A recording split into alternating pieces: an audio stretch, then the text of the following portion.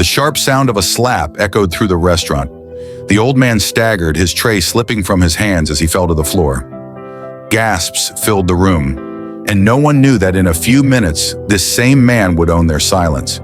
"Get out of my way, you filthy beggar!" the waitress shouted. I was just asking for a glass of water," the old man said softly, trying to get up. "Water?" The waitress laughed bitterly. "You think this is a charity kitchen? Look at yourself." The restaurant fell quiet. All eyes were on the trembling old man, his clothes worn, his hair gray, his hands shaking slightly. "Please," he said gently, "I don't want food, just water. My wife is waiting outside. She's tired." The waitress rolled her eyes. "People like you always have stories. Now leave before you scare real customers away." She pushed him again. This time he nearly fell. A young couple whispered at their table. "Why is he even here? Disgusting." The old man lowered his head. "I worked my whole life," he said quietly. "I never imagined I would be treated like this for just asking for water." The manager finally stepped forward. "What is happening here?" "This man is disturbing customers," the waitress said quickly. "He refuses to leave." The old man looked up, his voice calm. "Sir, I only asked for water. My wife hasn't eaten all day. We just wanted to sit quietly for a few minutes." The manager hesitated, scanning his worn clothes. "Sir, this is a fine dining restaurant," he said politely but coldly. "You can try somewhere else." The old man smiled sadly. "I understand." He turned and walked out slowly. Outside, an elderly woman stood holding a small handbag. "They didn't let us in, did they?" she asked softly. He shook his head. "It's all right, Maria. Let's go."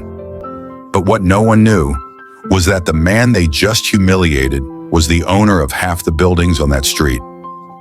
The next evening, a line of luxury cars stopped outside the same restaurant.